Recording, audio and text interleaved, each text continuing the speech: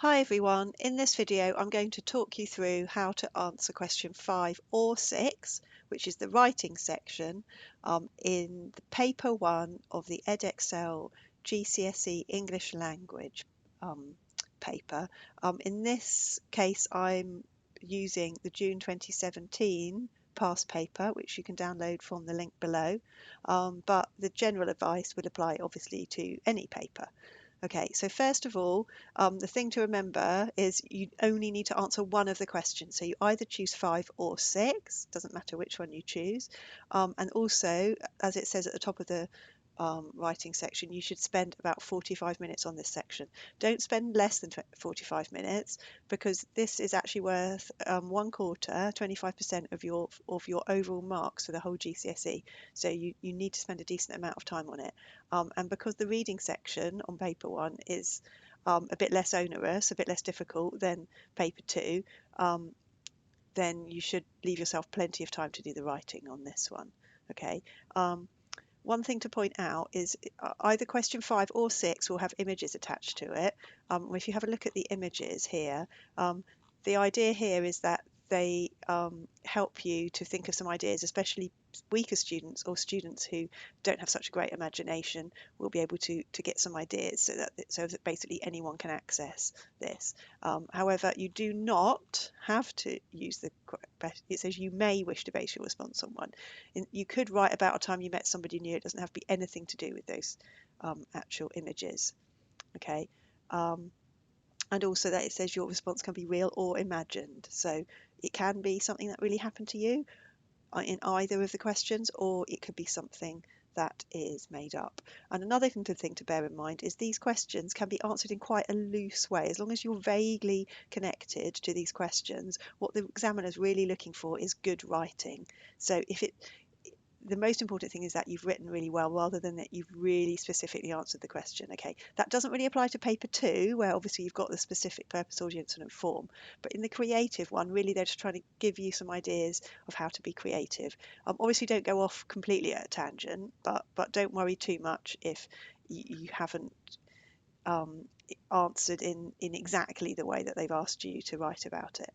Okay, so let's have a look at this. So what you need to remember always for imaginative writing, things that this is kind of a simplified version of the mark scheme, what we're looking for as examiners when we are marking this. Okay, so first of all, think about the 5 senses. So this will help to give a kind of really rich description. So think about what are the 5 senses. You've got your sight, your sound, your smell, your feel. So that isn't just texture, but it can also be hot and cold, and also emotions as well. And then the final one,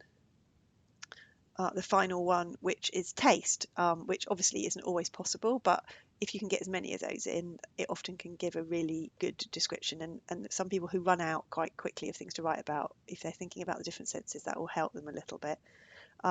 The other thing to think about is show, don't tell. So rather than saying he was hungry, you could talk about his stomach was growling and he could smell a beautiful scent wafting through the air of freshly cooked eggs, or something like that. So don't be explicit if you can hint at how your character's feeling and let the reader work it out, which is much more pleasurable for the reader. Okay. Remember to use your adjectives. Okay, so don't just have a word just sitting on its own, a noun sitting on its own. If you can use an adjective or a couple of adjectives, that really helps. Now I know that maybe that isn't the most brilliant writing style to always put loads of adjectives in, but in the GCSE you just have to kind of play the game really, and it's a good way to show off some good vocabulary. Okay, metaphors and similes, it's always good to get one of those in. If you can, using an extended metaphor might be quite good as well. We'll talk about that a bit more in a minute. Language features, so try to get in things like alliteration, rule of 3, again metaphors and similes. Don't kind of overdo it, but show the examiner that you know how to manipulate language and you're aware of the way that language works and some techniques that writers use.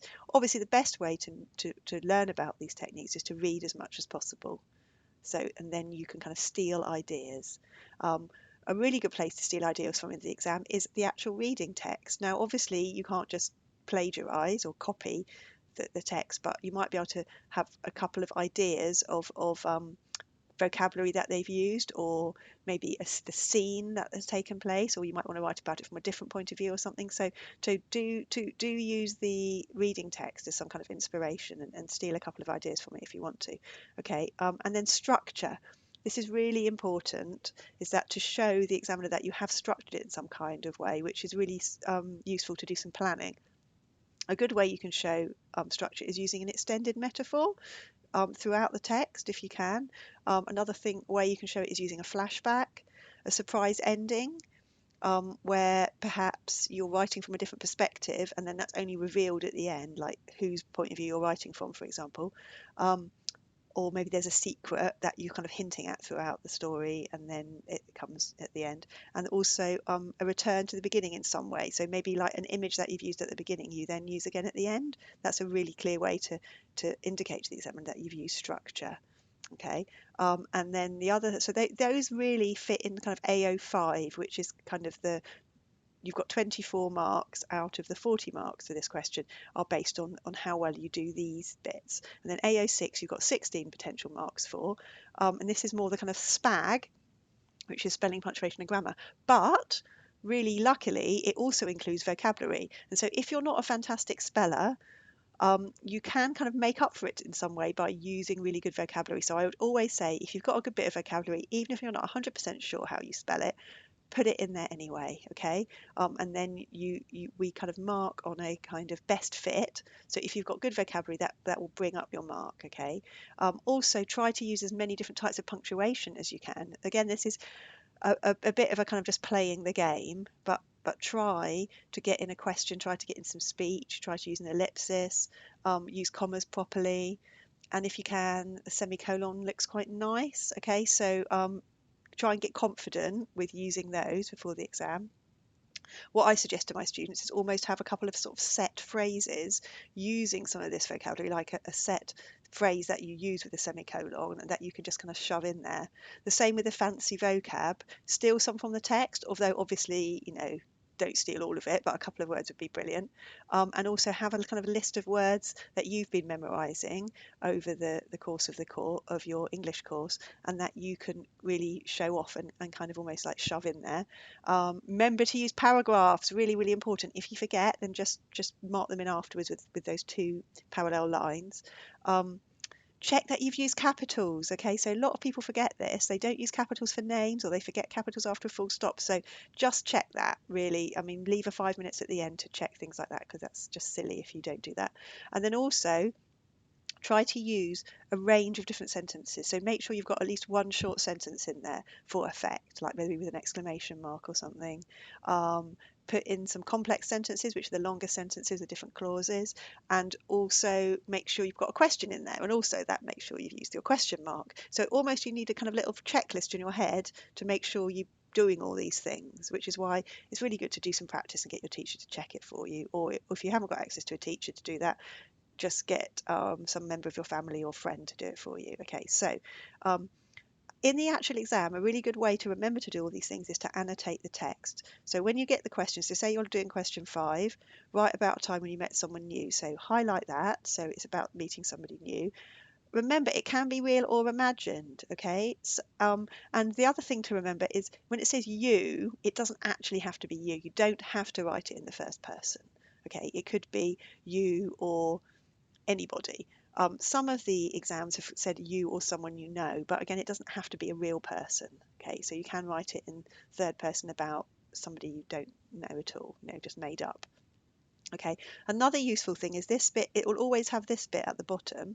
Your response will be marked for the accurate and appropriate use of vocabulary, spelling, punctuation, and grammar. So you can use this to help you remember, like, back here, it will help you remember to do some of these things. So for example, here on vocabulary, you could almost like just annotate around here a few vocabulary words you want to put in, and maybe some from the text. Spelling just reminds you to check on spelling.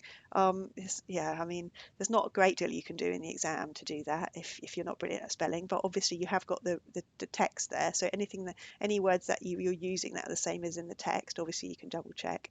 Punctuation, so what I would do here is to actually write the different types of punctuation that you can always like tick off as you've used them. And then where it says grammar, that can remind you to use your short, your complex, and your questions. And again, you can tick them off. Okay, so that's almost like a little checklist for you in the exam. And then round here, you could write some ideas about what you're going to write about when you meet somebody new. Okay. Okay, and just to give you a few more ideas, let's have a look at question. Oh, no, first of all, oh yeah, so we're talking about the images. So try to be different from what you think everyone else will write about, because the examiner will be marking hundreds of answers and they will get really, really bored of reading the same thing again and again. And what do you think 80% of wrote people, well, maybe I'm exaggerating, but a lot of people wrote about when they were asked to write about when you met somebody new, and those were the images. Yeah, so most people wrote about their first day at school. And most people wrote about that it was raining. So it was really nice that people did a bit of a scene, maybe a bit of pathetic fallacy. They were feeling really miserable when they were starting school and everything. But it got really boring about reading about rainy first days at school. And especially as a lot of time nothing really happened. And it was just like I was a bit sad and then I met someone and then it was fine. It was a little, I think it was because everybody was making it really realistic. So try to make something a little bit different that isn't going to be what everyone else is going to write about. Okay. So question 6 probably during this particular exam was the one that got the more interesting answers, because it was because of the question, right about a time when something strange or unusual happened. Obviously that's going to be a bit more interesting than just someone's first day at school usually. So some of the really good answers on this one were from a different perspective. Okay, so from an interesting character's point of view, so maybe not somebody who is based on you, but maybe based on somebody else. Or even more interestingly, you can use it from a different perspective. So for example, you could write from the perspective of being a cat, or write from the perspective of a building, or I don't know, somebody wrote about the perspective of being a lethal injection, or from the perspective of a gun, or maybe the possibilities are endless really. And the advantage of writing from a different perspective is that can also kind of really act as the structure, because you can be hinting throughout your text, throughout what you're writing, that about who you are, but not really reveal it to the end. So that will give a really good bit of structure and keep the interest of the reader. Okay, so that's a really good thing to write about. The other top tip I would give you for question 5 or 6 for this writing is to not try to get so don't try to get too much in there. Don't make it a whole big saga. Okay, try to just almost focus on one scene, one event. So imagine it's a film. You're not doing the whole beginning, middle and end, the whole story. You're just doing one scene.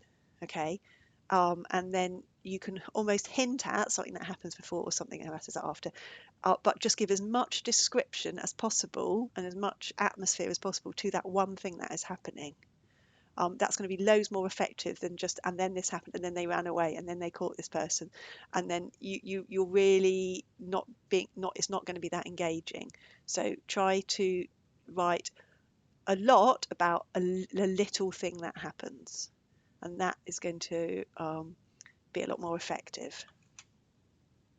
Okay, so just briefly, we're going to have a look at how to start your answers and also to give you a few ideas. So this particular exam answer got full marks. And so we're just going to see how it started and what the effective techniques they used. So she was amazing. She was stunning. She was potent. She was the girl of my dreams, and I wanted nothing more than her. She was perfect. My vivid and deluded imagination had left me with only one problem. I had never spoken to her until now. Okay, so as you can see, we've got some short sentences for effect. We've got the rule of 3 and using really good different adjectives. Also, they haven't just used short sentences, they've used this a nice long sentence here as well. Some really good adjectives like vivid and deluded. Also, they've done a really effective use of the colon, one of my favourite bits of punctuation. I think this can be really effective, and it all kind of builds up the tension. Had left me with only one problem. You're thinking, what is this problem? And then it's like, da-da, I had never spoken to her. Okay, so really effective. And then you've got the really short sentence and, in fact, really short paragraph until now, which again keeps you as a reader thinking, okay, well, what's going to happen? And then it continues on. The night of the party, it was raining heavily.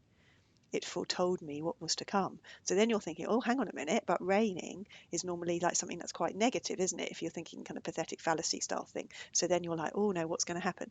So this shows you that it's not that difficult to think of a really effective beginning by just using some of these techniques. We'll just look at one more here. This answer overall scored 21 out of 40, so the candidate would have probably got overall in their exam about a high 4 or 5. It was late at night. I was wandering the streets as I would usually do when I can't sleep, the full moon glaring at me. The dim street lights were flickering as nobody decides to fix them. There were only a few people on the street, probably coming back from drinking, as they generally do at this time in the morning. I'm always wary about people who wander the streets at this time in the morning. By the time they wake up later on in the morning, they won't remember much of the night before. Okay, so they're trying to sort of set an atmosphere. They've got some good description going on. Full moon glaring at me, so a bit of personification there. Dim street lights flickering, so you've got a bit of an atmosphere. It's a little bit repetitive. It keeps saying at this time in the morning and kind of rambles on a bit. You can't quite work out what he's trying to say about the people, but there's kind of quite a nice chatty style there, kind of engaging the reader a little bit. So again, this would be perfectly adequate if you were looking to be getting a 4 or a 5 answer. Okay, so I'll just leave you on a recap of the main things that you need to remember for your imaginative writing. The most important thing to do is practice and also to read as much as possible so that you've got plenty of ideas and vocabulary. Okay, so good luck and look out for the rest of my videos. Thanks, bye.